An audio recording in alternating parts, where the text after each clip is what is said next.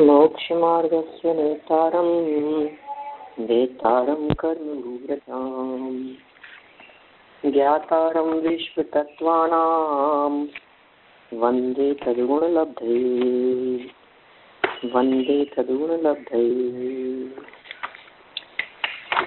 तस्वार्थ राजवाक्य के आधार से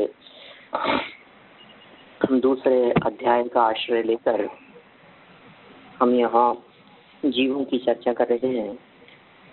जीवों के मूल में दो भेद, संसारिणो मुक्ताश्च, और संसारी जीवों के दो भेद, स्वमनस्का अमनस्का अथवा संसारिणस्त्र स्थावरः। यहाँ तक की अपनी बात हो चुकी है कि संसारी जीवों के त्रस और स्थावर दो भेद हैं। अब इनमें स्थावर जीवों के भेद बतलाने वाला यह नया सूत्र अपन आगे पढ़ते हैं। पेज नंबर 354,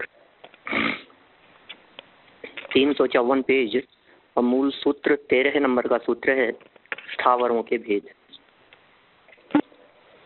पृथ्वी तेजो वायु वनस्पतियः स्थावरः। पृथ्वी तेजो वायु वनस्पतियः स्थावरः। कठिन नहीं है शब्द। पृथ्वी नहीं, पृथ्वी नहीं, पृथ्वी पृथ्व्यप तेजो वायु वनस्पतयः स्थावरः। पृथ्वी, जल, अग्नि, वायु और वनस्पति, ये 5 स्थावर हैं। आगे देखें। पृथ्वी, काय आदि स्थावर नाम कर्म के उदय से जीवों की पृथ्वी आदि संज्ञाएं होती है। क्या कहा? पृथ्वी आदि संज्ञाएं किस कर्म के उदय से है? तो ये ऐसा है कि स्थावर नाम कर्म है, जिस स्थावर नाम कर्म के उदय से उनकी स्थावर संज्ञा होगी, और पृथ्वी नामक एक स्थावर नाम कर्म है जिसकी वजह से उसकी पृथ्वी संज्ञा होगी। इसी को पृथ्वी क्यों कहा हमने? क्योंकि उसके पृथ्वी नामक स्थावर नामकर्म का उदय चल रहा है। नामकर्म की 93 प्रकृतियों में एक स्थावर नामकर्म प्रकृति है, मूल प्रकृति है जिसका नाम है स्थावर। उस स्थावर कर्म प्रकृति के भी और बहुत भेद प्रभेद हैं। उनमें पृथ्वी, जल, अग्नि, वायु और वनस्पति, ये सब स्थावर कर्म प्रकृति के उत्तर भेदों के अंतर्गत है, जिनकी चर्चा स्पष्ट रूप से तो नहीं मिलती है, लेकिन समझ लीजिए आप ये सब गर्भित है चर्चाएं, क्योंकि कर्म प्रकृतियों के असंख्यात लोक प्रमाण भेद है। प्रथम क्रिया आदि जो व्युत्पत्ति के लिए साधारण निमित्त है, वस्तुतः रूढ़िवश ही पृथ्वी आदि संज्ञाएं की जाती हैं। आर्ष ग्रंथों में पृथ्वी आदि के 4 भेद किए गए हैं। देखो, पृथ्वी शब्द के 4 कहते हैं। बहुत सुंदर बात इन्होंने यहाँ कह दी है। पृथ्वी, पृथ्वीकाय, पृथ्वीकायिक और पृथ्वी जीव। सुने आप लोगों ने पहले कभी कि क्या बतलाना चाह रहे हैं राजवार्तिक के आधार पे कि पृथ्वी, पृथ्वीकाय, पृथ्वीकायिक और पृथ्वी जीव। अब इन चारों का क्या स्वरूप है? ये सब में लागू होंगे। जिस तरह से यहाँ ये पृथ्वी की चर्चा चल रही है ना, इसी तरह से आप जल की चर्चा समझना, अग्नि की चर्चा, वायु की चर्चा, वनस्पति की चर्चा। 5 स्थावरों के अंदर ये 4 भेद हो जाएंगे। जैसे जल, जलकाय, जलकायिक और जलजीव। अग्नि, अग्निकाय, अग्निकायिक और अग्निजीव। चल में आ गई बात। पृथ्वी, जल, अग्नि, वायु और वनस्पति, इन 5 के संदर्भ में इसी तरह के 4 भेद लागू होंगे। अब इन 4 का स्वरूप बतलाते हैं। पृथ्वी स्वाभाविक उद्गल परिणमन रूप कठिनता आदि गुणों वाली और अचेतन है। अचेतन होने से यद्यपि उसमें पृथ्वी कायिक नामकर्म का उदय नहीं है, फिर भी यह प्रथम क्रिया से उपलक्षित होने के कारण पृथ्वी कही जाती है, अथवा पृथ्वी सामान्य रूप है। ठीक है। अब ये सबसे पहला जो शब्द हुआ ना पृथ्वी, ये तो सामान्य है, कॉमन शब्द है ये तो, इसके लिए तो कोई विशिष्ट अर्थ किया नहीं इन्होंने। अब बाकी के तीनों का अर्थ बतलाते हैं। आगे के तीनों भेदों में यह अनुगत है, पृथ्वी का एक जीव के द्वारा छोड़ा गया पृथ्वी शरीर अर्थात मुर्दा शरीर की तरह अचेतन पृथ्वी पृथ्वी काय है। पृथ्वी काय क्या कहलाएगी? जो अचेतन शरीर बचा है, जिसमें से जीव निकल करके चला गया है, वह कहलाएगा पृथ्वी काय। काय मतलब होता है शरीर, और पृथ्वी मतलब तो पृथ्वी है ही, तो पृथ्वी काय मतलब पृथ्वी का शरीर।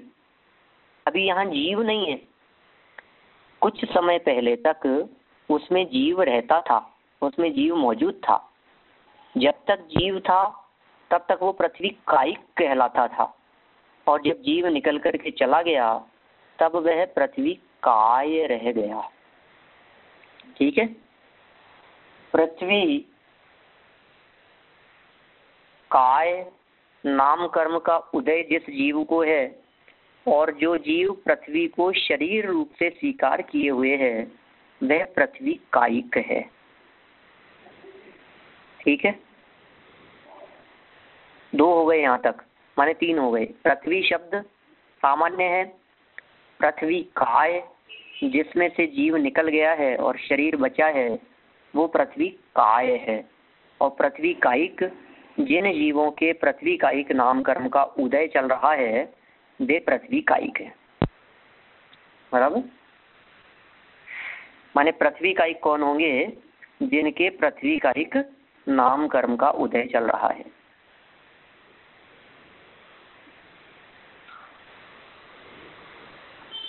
आगे बढ़ते हैं। जिसके पृथ्वी काय नाम कर्म का उदय हो, उदय तो हो गया है, पर अभी तक जिसने पृथ्वी शरीर को धारण नहीं किया,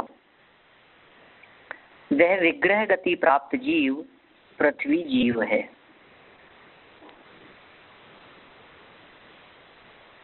अब देखिए, ये कह रहे हैं इसी तरह जल अग्नि वायु और वनस्पति के चार चार भेद समझना चाहिए।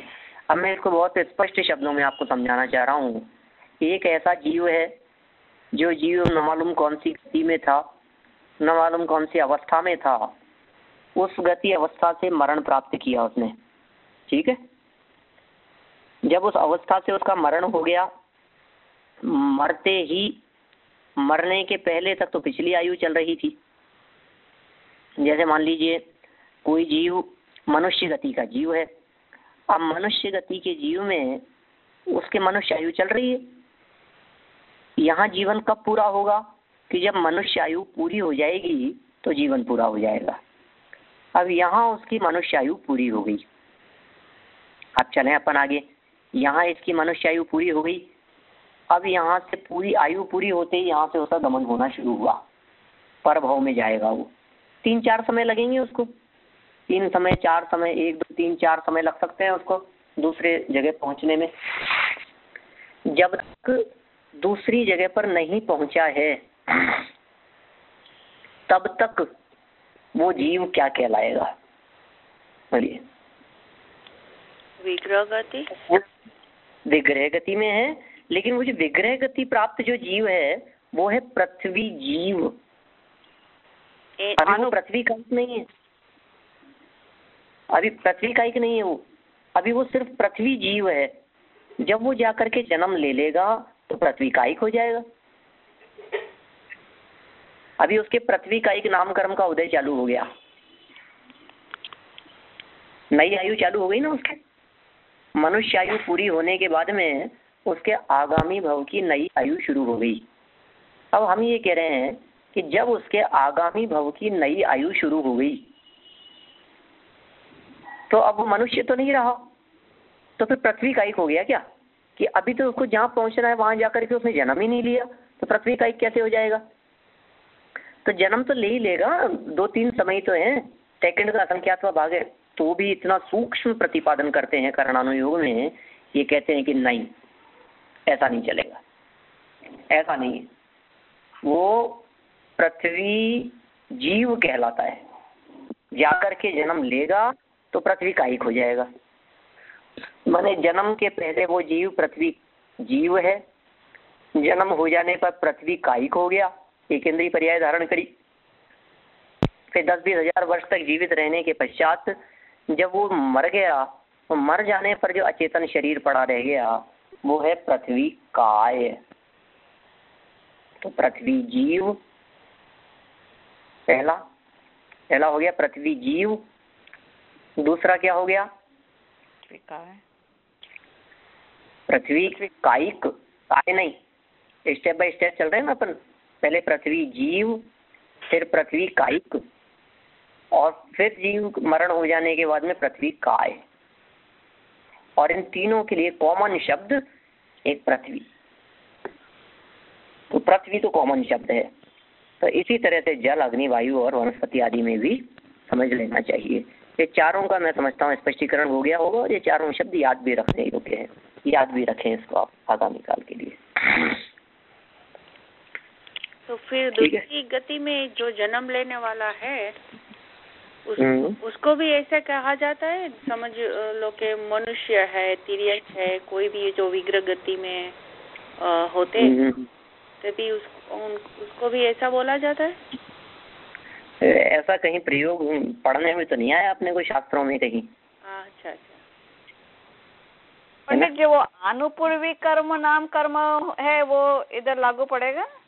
अनुपूर्वी नाम कर्म बिल्कुल सही कह रहे हैं आप। यहाँ अनुपूर्वी नाम कर्म लागू पड़ता है इस जगह पर, क्योंकि विग्रह गति में जो अवस्था होती है, जो आकार होता है, वो अनुपूर्वी नाम कर्म के उदय से होता है। अच्छा, थैंक यू। वो अनुपूर्वी नाम कर्म आकार है। ये 4 प्रकार के अनुपूर्वी नाम कर्म किए गए हैं। नरक गत्यानुपूर्वी, तिर्यंच गत्यानुपूर्वी, मनुष्य गत्यानुपूर्वी, देव गत्यानुपूर्वी, देव गति अनुपूर्वी, अनुपूर्वी नाम कर्म, तिर्यंच गत्यानुपूर्वी। अब इसमें क्या होता है कि उदय तो चलता है पीछे वाला, उदय चल रहा है पीछे वाला, माने पिछले भव का आकृति रहेगी पिछले भव की, और भव इनके अंदर चालू हो गया आगामी वाला। वो कहलाएगा नरक गत्यानुपूर्वी। जैसे मान लीजिए कोई मनुष्य गति का जीव है, मनुष्य गति के जीव का यहाँ से मरण हुआ, अब विग्रह गति के अंदर उसका शरीर कौन सा रहेगा? तो विग्रह गति में जो आकार रहेगा उसका वो मनुष्य आकार रहेगा, क्योंकि मनुष्य गति से मरण हुआ है ना। हाँ, तो आकार तो मनुष्य बराबर मनुष्य आकार। लेकिन नाम कर्म कौन सा चालू हो जाएगा कि जैसे मान लीजिए मनुष्य से मुझे मर करके नरक में जाना है, तो नरक में जाना है तो नरक गत्यानुपूर्वी, नरक गति के पहले वाला आकार ऐसा। तो तिर्यंच गति में पहुंचना है, तिर्यंच गति के पहले वाला आकार। इस तरह से 4 प्रकार के अनुपूर्वी कर्म हैं, जिन कर्म के उदय से विग्रह गति की आकृति डिसाइड होती है। विग्रह गति के अंदर कौन से आकार में रहेगा, विग्रह गति की किस प्रकार की आकृति होगी इसकी। ठीक है ना? चलिए और आगे बढ़ते हैं अपन, और नई नई बातें आती रहेगी इसी प्रकार की। घट आदि पृथ्वी के द्वारा जल का, सिगड़ी आदि पृथ्वी के द्वारा अग्नि का, चमड़े के कुप्पे आदि से वायु का सुखपूर्वक ग्रहण किया जाता है। पर्वत, मकान आदि रूप से पृथ्वी स्थूल रूप से सर्वत्र मिलती है। भोजन, वस्त्र, मकान आदि रूप से बहुतर उपकार पृथ्वी के ही हैं। इतना ही नहीं, जल, अग्नि, वायु आदि के कार्य आधारभूत पृथ्वी के बिना हो ही नहीं सकते। अतः सर्वाधारभूत पृथ्वी का सूत्र में सर्वप्रथम ग्रहण किया है। जल का आधार पृथ्वी है, वह आधेय है, तथा पृथ्वी और अग्नि का विरोध है। अग्नि पृथ्वी को जलाकर खाक बना देती है और उसका शमन जल के द्वारा ही होता है। अतः पृथ्वी और अग्नि के बीच में जल का ग्रहण किया गया है। तो आप समझ रहे, सबसे पहले पृथ्वी का ग्रहण क्यों किया, फिर जल का ग्रहण क्यों किया, फिर अग्नि का ग्रहण जल के बाद में क्यों किया, एक क्रम बतला रहे हैं। पृथ्वी जल का ग्रहण अग्नि के पहले क्यों किया, पृथ्वी जल अग्नि वायु वनस्पति है ना, पृथ्वी अब तेजो वायु वनस्पति है स्थावरा, ये जो मूल सूत्र दिया है, पृथ्वी अब तेजो वायु वनस्पति है स्थावरा। अप मतलब क्या होता है, जल, पृथ्वी मतलब पृथ्वी, अप मतलब जल, तेज मतलब अग्नि, वायु तो है ही, और वनस्पतियां और वनस्पति। इस तरह से ये 5 प्रकार हैं, पृथ्वी जल अग्नि वायु और वनस्पति। इनमें सबसे पहले पृथ्वी को क्यों ग्रहण किया, क्योंकि विविध रूपों में पृथ्वी ही दिखाई देती है। भोजन वस्त्र मकान आदि विविध रूपों में पृथ्वी ही व्याप्त दिखाई देती है। पृथ्वी सर्वत्र है, अथवा ऐसा भी कहा जा सकता है कि सबका आधार पृथ्वी है, चाहे अग्नि हो चाहे जलादि हो, कोई भी हो, इन सब के लिए आधार, इन सब के रहने का स्थान, इन सबको जगह है, वो सब पृथ्वी की वजह से मिलती है। इसलिए सर्व आधार कारणत्व होने से पृथ्वी को सबसे पहले ग्रहण किया गया है। बराबर है। फिर पृथ्वी के बाद में अग्नि को क्यों नहीं ग्रहण कर लिया, जल को क्यों ग्रहण किया है, तो कहा पृथ्वी और अग्नि में परस्पर विरोध है, इसलिए बीच में जल डाल दिया गया, और जल उस विरोध को शमन कर देता है, माने अग्नि को शमन कर देता है, इसलिए जल को पहले रखा गया है। पृथ्वी और अग्नि, अग्नि पृथ्वी को जला देती है। अब यहाँ पृथ्वी शब्द के अंतर्गत लकड़ी भी ले ली है, पृथ्वी शब्द में कपड़े भी ले लिए हैं, पृथ्वी शब्द के अंदर सारे पदार्थ आ गए हैं, वो सब पृथ्वी रूपी हैं वो, इसलिए तो उस पृथ्वी और अग्नि के बीच में जल का ग्रहण किया गया है। पृथ्वी और जल का परिपाक अग्नि के द्वारा होता है, अतः इन दोनों के बाद अग्नि का ग्रहण किया गया है। अग्नि का संदीपन वायु के द्वारा होता है, अतः अग्नि के बाद तत्सखा वायु का ग्रहण किया है। माने अग्नि हवा से बढ़ती है, ऐसा स्वभाव है। अग्नि का वायु के साथ में बहुत गहरा संबंध है। जंगल में यदि आग लग जाए और जितनी तेज हवा चलेगी उतनी ही तेज और उतनी ही जल्दी पूरा जंगल जल करके भस्म हो जाएगा। माने हवा अग्नि को बुझाने का काम नहीं करती। हवा जो है बहुत फैला देती है, बहुत बढ़ा देती है अग्नि को। आप इस चीज को पुराने जमाने के कोई लोग होंगे, कोई सिगड़ी और चूल्हा इस तरह के जो जलाते होंगे, मान लीजिए आज के 30 साल पहले की यदि अपन बात करें, 30, 35, 40 वर्ष पुरानी बात करें, तो घरों में लकड़ियां और कोयले और इस तरह की सिगड़ियां हुआ करती थी। 40-50 वर्ष पुरानी यदि अपन बात करके देखें तो मैंने उस जमाने वो क्या करते थे कि वो लकड़ी जलाते थे और उस सिगड़ी में और उसमें रख दिया, और फिर उसको कोई क्या कहेंगे उसे, पंखा हवा करने का है ना, उससे हवा देते थे जलाने के लिए कि हाँ, माने वो हवा के माध्यम से अग्नि जलती है, प्रज्वलित होती है। तो अग्नि के बाद तत्सखा वायु का ग्रहण किया है। अग्नि के बाद अग्नि की सखा, सखा कहते हैं मित्र को, सखा शब्द का अर्थ मित्र। तो अग्नि का मित्र कौन है, कि अग्नि की मित्र है वायु। तो अग्नि के तत्काल बाद में वायु का ग्रहण किया। और वनस्पति की उत्पत्ति में पृथ्वी आदि चारों निमित्त होते हैं, अतः वनस्पति का ग्रहण सबके अंत में किया है। वनस्पति का एक जीवों की संख्या पृथ्वी आदि से अनंत गुनी है, इसलिए संख्या की दृष्टि से भी उसका नंबर अंत में ही आता है। इनके स्पर्शन इंद्रिय, काय बल, आयु और श्वासोच्छ्वास, ये 4 प्राण होते हैं।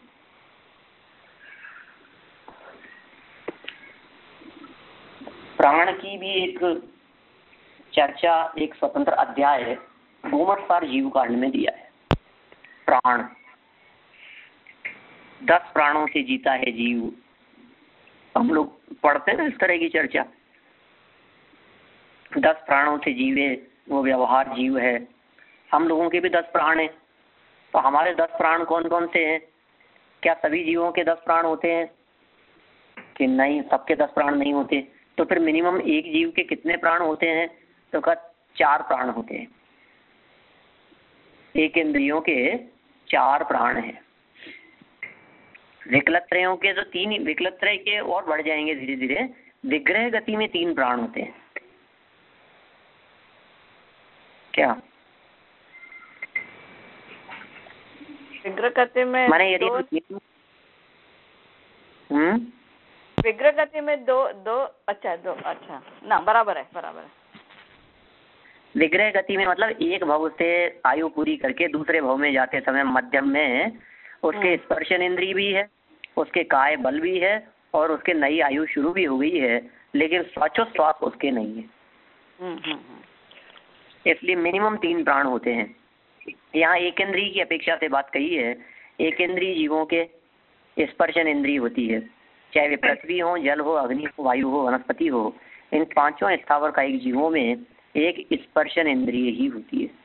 पंडित जी, हाँ, विग्रह गति में कितने प्राण आप बोले? फिर से जरा बोले। विग्रह गति में 3 प्राण होते हैं। कौन से? बस बोले काय स्पर्शन इंद्रिय, काय बल और आयु। पहले 10 प्राणों के नाम याद कर लीजिए आप। 10 प्राण कौन कौन से होते हैं? तो इसके लिए 4 शब्द दिए जाते हैं: इंद्रिय, बल, आयु और श्वासोच्छ्वास। 10 प्राण कौन कौन से हैं? इंद्रिय, बल, आयु और श्वासोच्छ्वास। 4 शब्द हैं, याद हो जाएंगे बिल्कुल, बहुत स्पष्ट। जब भी प्राण कहें, आपसे प्राण पूछें तो तुरंत क्या बतलाएंगे? इंद्रिय, बल, आयु और श्वासोच्छ्वास। इंद्रियां 5 होती है, बल 3 होते हैं, मन वचन काय, 1 आयु और 1 श्वासोच्छ्वास। तो टोटल हो गए 10। 5 इंद्रियां, 3 बल, 1 आयु और 1 श्वासोच्छ्वास। इस तरह से कुल मिलाकर के 10 हो गए हैं, जो हैं प्राण। सैनी पंचेंद्रिय जीवों के ये 10 प्राण होते हैं। ठीक है। अब स्पर्शन इंद्रिय, अब विग्रह गति की बात कर रहे थे अपन। विग्रह गति के अंदर जो होता है वो श्वासोच्छ्वास नहीं होता। विग्रह गति में, विग्रह गति में श्वासोच्छ्वास क्यों नहीं होता? क्योंकि विग्रह गति का काल ही 1, 2, 3 समय है। श्वासोच्छ्वास कैसे होगा? एक श्वासोच्छ्वास में तो अंतर्मूर्त हो जाता है। असंख्यात समयों बाद में श्वासोच्छ्वास लागू होगा।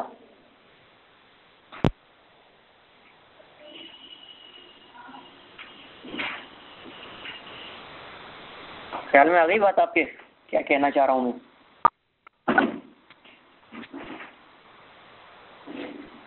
अंतर्मुहूर्त लागू, और अंतर्मुहूर्त में असंख्यात समय हो जाते हैं। मेरा कहने का मतलब कोई भी जीव का जो जीवन है वो जीवन मिनिमम अंतर्मुहूर्त के लिए होता है। अंतर्मुहूर्त से कम किसी की आयु होती नहीं।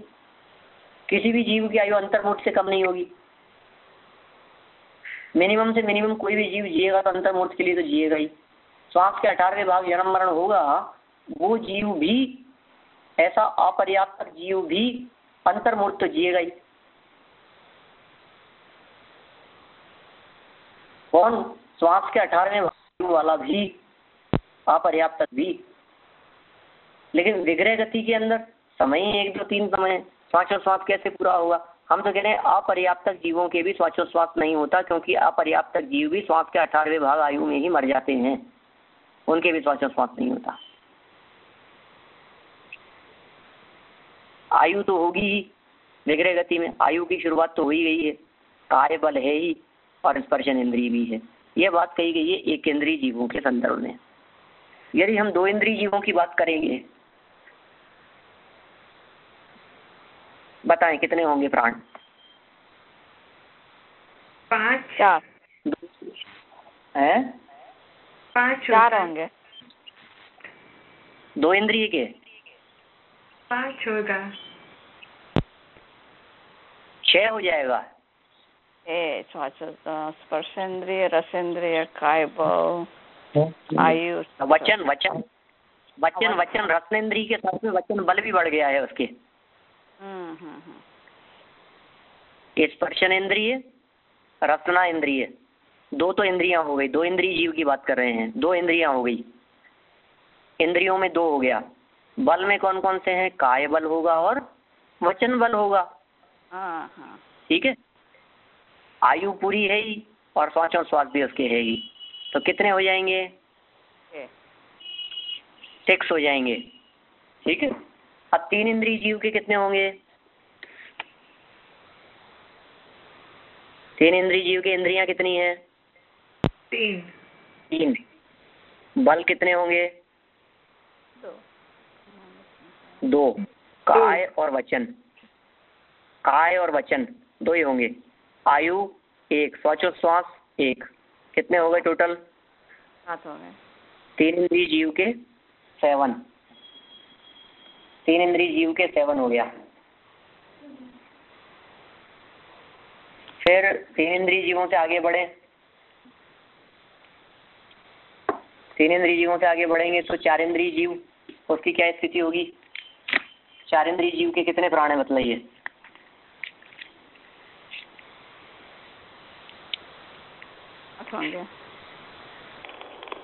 आठ हो लगाइए फटाफट, जब कितने? 8 होंगे।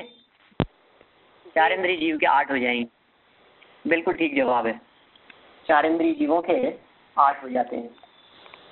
ठीक है ना। अब पंचेंद्रिय, असैनी पंचेंद्रिय जीवों के कितने होंगे? 10, 9, असैनी के 9, असैनी का 9, असैनी पंचेंद्रिय के 9 और सैनी पंचेंद्रिय के 10। कौन सा बढ़ गया? मन। मन हो गया ना, तो मन बल भी बढ़ गया। पांचों इंद्रियां हो गई, मन वचन काय तीनों बल हो गए, आयु हो गई और पांचों श्वास हो गया। इस तरह से ये 10 प्राण होते हैं, जिनमें से एकेंद्रीय जीवों के संदर्भ में अभी अपन ने यहाँ प्राण की बात देखी है। ये एकेंद्रीय जीव के 4 प्राण होते हैं। फिर 14 नंबर का सूत्र आगे देखते हैं अपन। त्रसों के भेद। त्रस जीवों के कितने भेद हैं? तो कहा द्विन्द्रियादय त्रसः। क्या है? द्विन्द्रियादय त्रसः, 2 इंद्रियादि जो हैं वे त्रस कहलाते हैं। देखिए ये आ गई है वो बात, कल परसों जो अपनी बात हुई थी एक नवी त्रस के संदर्भ में। ये कहना चाह रहे हैं 2 इंद्रिय आदि जीवों को त्रस कहते हैं। त्रस की क्या परिभाषा है? जिन जीवों के 2 इंद्रिय, 3 इंद्रिय, 4 इंद्रिय और पंचेंद्रिय पना होता है, यह सब त्रस नाम कर्म के उदय से होता है। सूत्र तो बहुत सरल है ना, द्विन्द्रियादयस त्रसः, द्विन्द्रियादयस त्रसः। ठीक है, द्वि माने 2, इंद्रिया आदयः, द्वि इंद्रिय आदयः त्रसः, 2 इंद्रिय आदि त्रस हैं। 2 इंद्रिय, 3 इंद्रिय, 4 इंद्रिय और 5 इंद्रिय वाले जीव त्रस हैं। आदि शब्द के अनेक अर्थ हैं, पर यह आदि शब्द व्यवस्थावाची है। क्या व्यवस्था है भाई? देखिए प्रश्न, 2 इंद्रियां हैं जिसकी, इस प्रकार बहुव्रीहि समास में अन्य पदार्थ प्रधान होने से द्विइंद्रिय से आगे के जीव त्रस कहे जाएंगे। जैसे कि पर्वत से लेकर खेत है, यहाँ पर्वत से गिनती खेत में नहीं होती। ठीक है ना, पर्वत की गिनती खेत में नहीं होती, वहां से लेकर उत्तर। जैसे सफेद वस्त्र वाले को लाओ, इस तद्गुण संविज्ञान बहुव्रीहि में सफेद कपड़ा नहीं छूटता है, उसी तरह द्विइंद्रियादय में भी द्विइंद्रिय शामिल हो जाती है। तो ये शंकाकार की शंका ऐसी थी कि 2 इंद्रिय आदि वाले को त्रस कह रहे हो आप, तो 2 इंद्रिय आदि उसके आगे वालों को कहोगे ना, दो के बाद वालों को ये कह रहे हैं नहीं नहीं, 2 इंद्रिय भी उसमें शामिल है। माने 10 जीवों की चर्चा करते तो मैं 2 इंद्रिय को भी रखेंगे, 3, 4, 5 आदि जितनी इंद्रियां हैं ये सारे इंद्रिय वाले जीव तरस कहलाएंगे। अथवा अवयव से ग्रहण करने पर भी समास का अर्थ समुदाय होता है। ग्रहण नहीं, विग्रह। हाँ, अवग्रह से विग्रह। हाँ, अवग्रह से विग्रह करने पर भी समास का अर्थ समुदाय होता है। जैसे सर्वाधिक में सर्व का भी ग्रहण होता है, उसी तरह द्विंद्रिय का भी तरस में अंतर्भाव कर लेना चाहिए। द्विंद्रिय के स्पर्शन और रसना ये 2 इंद्रियां। प्राण की चर्चा कर रहे हैं अब, अपन तो पहले ही कर चुके हैं, आप लोगों को तो याद भी हो गया है। द्विंद्रिय के स्पर्शन और रसना ये 2 इंद्रियां, वचन बल और काय बल ये 2 बल, आयु और श्वासोच्छ्वास ये 6 प्राण होते हैं द्विंद्रिय के। त्रिइंद्रिय के घ्राणेन्द्रिय के 7 हो गए। त्रिइंद्रिय जीवों के घ्राणेन्द्रिय को भी यदि साथ में मिला दिया जाए तो 7 प्राण हो जाएंगे। चतुरिंद्रिय जीवों के चक्षु को और मिला दो तो 8 प्राण हो जाएंगे। पंचेंद्रिय माने कर्ण और मिला देने पर 9 हो जाएंगे। और संगी पंचेंद्रिय त्रियंच मनुष्य देव और नारकियों के मनोबल के साथ 10 प्राण होते हैं। मैं समझता हूँ बहुत सरल बात है और बहुत स्पष्टता से ये बात अच्छी तरह से ख्याल में आ गई होगी कि कौन से जीवों के कितने प्राण होते हैं। यदि आपसे ये पूछा जाए चींटियों के कितने प्राण होते हैं, बोलिए।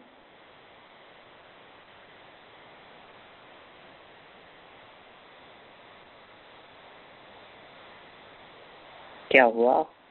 तो कुछ 7 है ना, घ्राणेन्द्रिय है। 7 नहीं, चींटी 3 इंद्रिय है। चींटी 3 इंद्रिय है। हाँ, तो 7 हुए। 3 तो उड़ने वाले 4 आते हैं, ऐसा समझिए आप। याद रखने के लिए क्या समझ सकते हैं आप हमेशा, जो उड़ने वाले होंगे वे जीव होंगे 4 इंद्रिय। मतलब 3 इंद्रिय तक के जीवों में उड़ने की सामर्थ्य नहीं होती। जैसे मक्खी है, मच्छर है, भौरा है ना, तितली है। ख्याल में आ रही है बात? कीट पतंगे हैं, ये सब 4 इंद्रिय हैं। जो भी उड़ने वाले हैं, जिनमें उड़ने की सामर्थ्य दिखती है, वे सब 4 इंद्रिय हैं। और जिनमें उड़ने की सामर्थ्य नहीं है, जैसे मान लीजिए बिच्छू है, कंचला है, चींटी है, खटमल है, जूं है, ये सब 3 इंद्रिय हैं। ख्याल में आ गई बात? हाँ। 3 इंद्रिय और 4 इंद्रिय का फर्क बतला दिया मैंने बहुत संक्षेप में आप लोगों को। मतलब कभी भी अंतर करना हो ना आपको, आपसे पूछा जूं कितने इंद्रिय है, उड़ती है कि नहीं? जूं तो 3 इंद्रिय है। खटमल कितने इंद्रिय है? तो देखो उड़ता है क्या कि नहीं? उड़ता नहीं है, चलता है, वो तो हो जाते हैं फर्नीचर वगैरह में कहीं। तो कितना 3 इंद्रिय है। तो भंवरा कितने इंद्रिय है कि 4 इंद्रिय है। ये कीट पतंगे ये उड़ते हैं इधर उधर, 4 इंद्रिय है। एक सामान्य है ये, इसको आप तर्क की कसौटी पर बहुत गहराई से खींचतान करके देखें, फिर कहीं इधर उधर कहीं हो सकता है इधर उधर भी बात हो जाए। लेकिन ये तो मोटा मोटा अपन ने अंतर देखा है 3 इंद्रिय 4 इंद्रिय का। तो जितने उड़ने कोई जीव ऐसा दिखता है। हाँ मतलब पक्षी जो है वो भी तो उड़ने वाले हैं। नहीं पंचेंद्रिय, इसीलिए मैंने कहा कि इसको ज्यादा मतलब इसको सामान्य स्तर पे समझना इस बात को। अच्छा, चिड़िया है, कबूतर है, पिकॉक है, ये सब तो पंचेंद्रिय है, सैनी पंचेंद्रिय है। हाँ। है ना? उड़ने वाले का मतलब ये जंतु जो दिखते हैं अपने को, मक्खी मच्छर जैसे जीव, ठीक है ना, इन जीवों की बात है। मैंने कितने और उदाहरण दिए आपको। ये जो टिड्डी वगैरह है, और समझ लो आप तितली है ना? ऐसे जीव आ जाएंगे, उसमें शामिल हो जाएंगे 4 इंद्रिय जीवों में। मनुष्य, देव और नारकी, ये सभी जीव नियम से बिल्कुल नियम से सैनी पंचेंद्रिय ही होते हैं।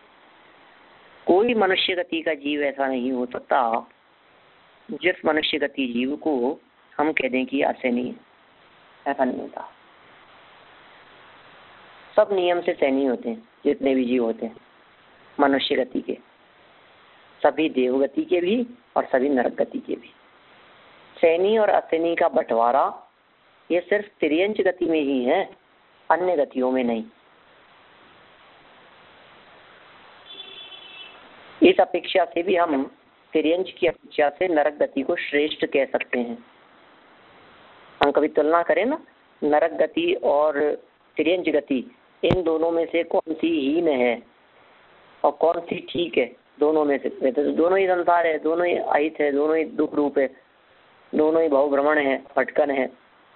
लेकिन दोनों में से फिर भी किसी एक को यदि आपको अच्छा नंबर देना हो तो आप किसको अच्छा कहेंगे और किसको बुरा कहेंगे? पता है क्या कहते हैं हम सब? अरे हाँ, तिर्यंच तो फिर ठीक है, नरक नहीं होना चाहिए। नरक में ज्यादा दुख है, तिर्यंचों में कम दुख है। तिर्यंचों की पीड़ा इतनी ज्यादा नहीं है।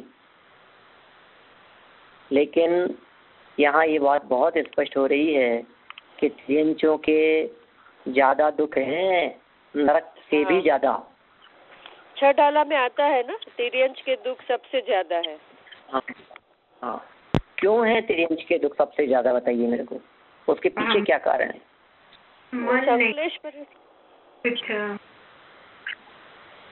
क्योंकि मन है, मन नहीं है इसलिए। मन नहीं है नरक में, नरक सैनी पंचेंद्रिय, नारकी जीव सम्यक दर्शन प्राप्त कर सकता है, लेकिन एक इंद्रिय, दो इंद्रिय, तीन इंद्रिय, चार इंद्रिय और असैनी पंचेंद्रिय तक के तिर्यंच सम्यक दर्शन प्राप्त नहीं कर सकते। उनके संश्लेष परिणाम होते हैं ना, वो बोल नहीं कुछ सकते, अंदर ही अंदर उसके उनके भावों में वो पेनफुल होते रहते हैं। कुछ कितना माइनस पॉइंट है उनमें? मन नहीं है, उसके दिए वचन नहीं है। एक इंद्रिय आदि जीवों के दुख नरक की अपेक्षा से बहुत ज्यादा है। समझ भी तो नहीं है, हिताहित का विवेक भी तो नहीं है, भला बुरा भी तो नहीं समझते। दुख भोगने के अलावा और माध्यम क्या है उनके पास में? तो गाय तो अगर इनको मन नहीं होता है, किसके? गाय, कुत्ते और ये सब पंचेंद्रिय जो तिर्यंच, ये तो होता है सबके, इन सबके तो होता है। ये तो सब सैनी पंचेंद्रिय हैं। ये अधिक दुखी नहीं है नारकियों से। हाँ, पर हम तिर्यंच तो कोई भी, ये सब भी तिर्यंच में नहीं आते हैं। ये सब भी तिर्यंच में आते हैं। हाँ, तो इसीलिए मैंने जवाब दिया कि उनको मन होता है तो तिर्यंचों में बहुत दुख और नारकियों में बहुत दुख। हम तो दुख की मात्रात्मकता की अपेक्षा से बात कर रहे हैं। तो तिर्यंचों में एक जीव ऐसा लेकर के आओ जो बहुत दुखी है, और नारकियों में एक जीव ऐसा लाओ जो सबसे ज्यादा दुखी है। तो नारकियों के सबसे ज्यादा दुख की अपेक्षा से भी तिर्यंचों के सबसे ज्यादा दुख ज्यादा होंगे।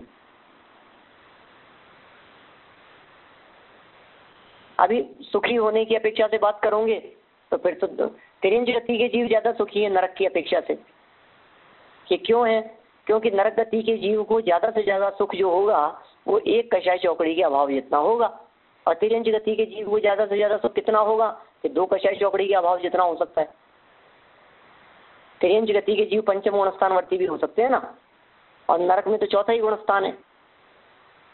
अपन कंपेरिजन किस चीज का कर रहे हैं? अभी अपन कंपेरिजन कर रहे हैं अभी दुख के बारे में।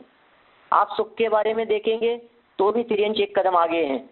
आप यदि दुख के बारे में देखेंगे तो भी तिर्यंच नारकियों से एक कदम आगे हैं।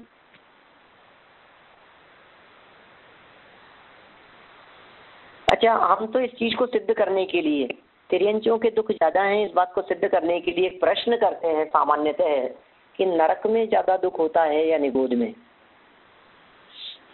बोलिए। निगोद में।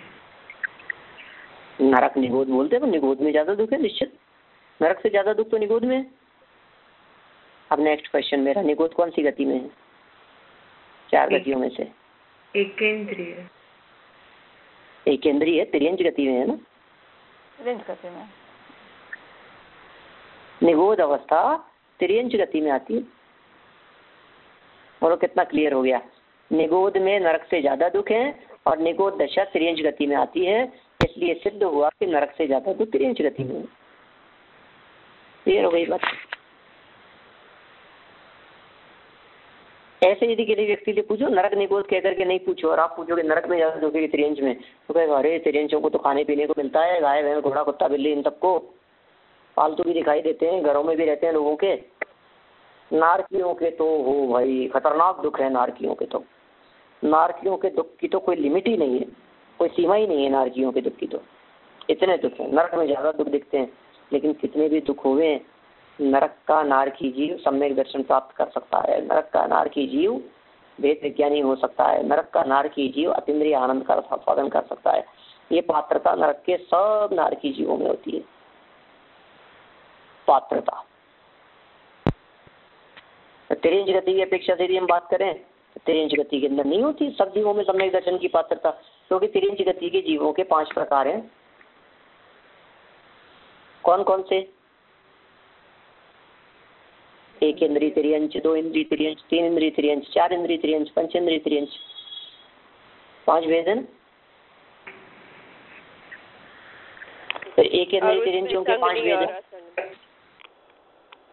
हाँ, संगनी और असैनी। वास्तव में एक इंद्रिय से लेकर के असैनी पंचेंद्रिय तक के जीव तो मात्र और मात्र तिर्यंच गति में ही होते हैं। कहाँ से कहाँ तक बतला दिए? एक इंद्रिय से लेकर के और पंचेंद्रियों में असैनी तक के ये सब जीव कौन होते हैं? तिर्यंच गति के जीव हैं सारे के सारे, जो दुखी हैं, जो सम्यक दृष्टि नारकियों से दुखी हैं। असैनी पंचेंद्रिय नारकियों से दुखी हैं। मतलब पंचेंद्रिय की अपेक्षा 4 इंद्रिय का दुख ज्यादा है, 4 इंद्रिय की अपेक्षा से 3 इंद्रिय का दुख ज्यादा है, 3 इंद्रिय की अपेक्षा से 2 इंद्रिय का ज्यादा है, 2 इंद्रिय की अपेक्षा से 1 इंद्रिय का दुख ज्यादा है। 1 इंद्रिय का दुख यदि ज्यादा नहीं होता तो फिर 1 इंद्रिय से डरते क्यों हम लोग? जितनी कम इंद्रियां उतना दुख की प्रबलता, दुख की प्रमुखता। जितनी कम इंद्रियां उतना दुख ज्यादा है। दुख तो ज्यादा है लेकिन व्यक्तता कम है, प्रकट करने का माध्यम कम है। कह नहीं सकते, बोल नहीं सकते, समझ नहीं सकते, समझा नहीं सकते, बता नहीं सकते। कोई पूछे तो दिखता नहीं है। देखने में तो जगत के जीवों को लगे इनके क्या दुख है, इनकी क्या दुख होगा बेचारे। अब जैसे एक दिन अपन ने चर्चा की थी, 2-3 दिन पहले आई थी बात ऐसी, एक इंद्रिय के क्या दुख होगा बताइए। क्या है बेचारा, खड़ा है उसे एक जगह पर, उसको क्या की तकलीफ है? चुपचाप खड़ा है शांति से। पेड़ है, वनस्पति का एक जीव है, एक जगह पर जड़ से लेकर के खड़ा हुआ है, उसको काय की परेशानी है? अरे भैया उसकी परेशानी वही जानता है। तोड़ देते हैं, चढ़ जाते हैं, काट देते हैं, दहलियां टहनियां काट देते हैं उसकी। कैसी परिस्थितियां बनती है? तो फिर चिल्लाता नहीं है वो। देखो हमारे हाथ काट दिए जाएं तो हमारे को होने वाली वेदना जगत के जीवों को दिखती है। और चिल्ला रहा है, तड़प रहा है, त्राही त्राही मचा रखी है उसने, ये सब दिखता है जगत के जीवों को। एक इंद्रिय जीव वनस्पति का एक के बारे में किसी को विकल्प ही नहीं आता है। तो काटने में विकल्प नहीं आता, तोड़ने में विकल्प नहीं आता। इस तरह की दशा दिखाई देती है।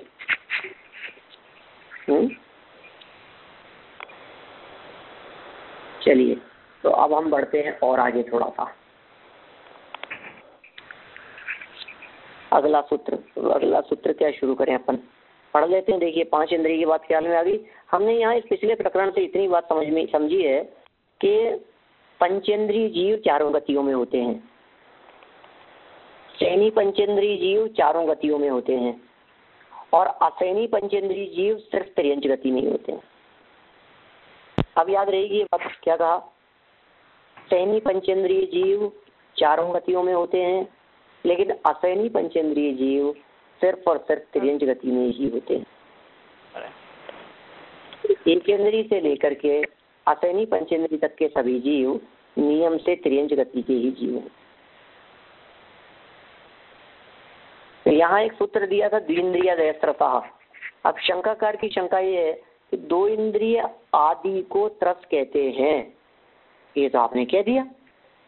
समझ भी दिया हमने कि 2 इंद्रिय से शुरू करके जो भी जीव होंगे वो सब त्रस होंगे। कौन कौन से? 2 इंद्रिय जीव त्रस है, 3 इंद्रिय त्रस है, 4 इंद्रिय त्रस है, 5 इंद्रिय त्रस है, 6 इंद्रिय त्रस है, 7 इंद्रिय त्रस है, 8 इंद्रिय, 9 इंद्रिय, 10 इंद्रिय, 11 इंद्रिय, 12 इंद्रिय, ये सब जीव त्रस है क्योंकि द्विइंद्रिया देह त्रसा। तो कहा नहीं नहीं भैया क्या कर रहे हो तुम? उमा स्वामी आचार्य ने पूछा सामने, तुम क्या कर रहे हो तुम? ये सब आपने नहीं कहा 2 इंद्रिय से शुरू करके आगे के सब त्रस है। अरे पंचेंद्रियाणी, अरे 5 ही होती है भैया इंद्रियां, तो तुम आगे कहाँ गिनते जा रहे हो?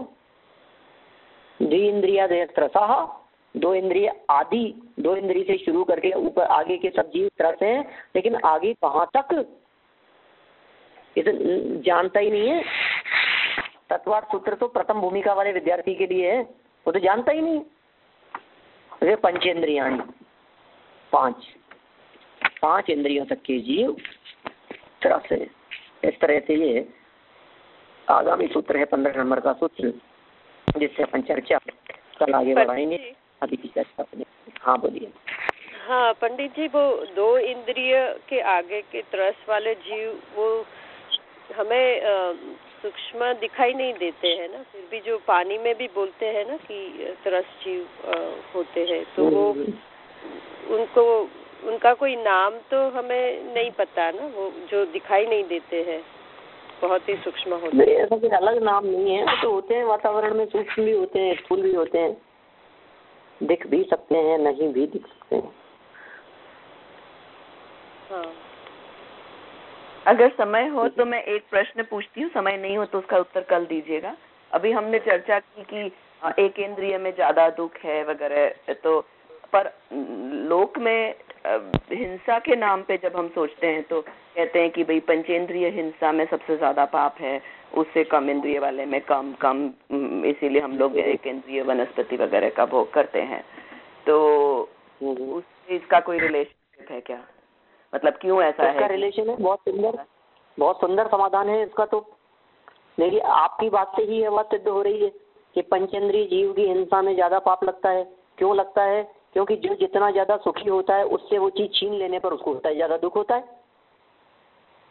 कोई पंचेंद्रिय जीव है और पंचेंद्रिय जीव से हमने पंचेंद्रिय छीन ली, 4 इंद्रिय जीव से क्या छीन पाओगे? 4 इंद्रियां छीन पाओगे। 2 इंद्रिय से क्या छीनोगे? 2 इंद्रिय छीनोगे। तो जो चीज जितनी दुर्लभता से प्राप्त हुई है उस चीज के छीन लेने पर होने वाला दुख भी उतना ही ज्यादा होता है। कब? छिन जाने पर, मतलब मर जाने पर। ख्याल में आई बात? हाँ। हम तो जीने की बात कर रहे हैं, जीने की अपेक्षा से बात कर रहे हैं। आप मरने की अपेक्षा से दुख मानोगे तो देवगति के जीवों के दुख की कल्पना नहीं कर सकते आप। फिर तो सबसे ज्यादा दुखी वो हो जाएंगे, क्योंकि उनके पास तो अपार वैभव है, सारा वैभव छूटता है तो ऐसे रोते हैं, अंत में बिलखे 6 माह तड़पते हैं, रोते हैं, पीड़ित होते हैं। ठीक है, चलिए कल करेंगे फिर और बात, आगे सेशन होगा आप लोगों का। या वाणी के ज्ञान ते सूझे लोकालोक, ओ वाणी मस्तक नमो सदा देत हूँ, सदा देत हूँ।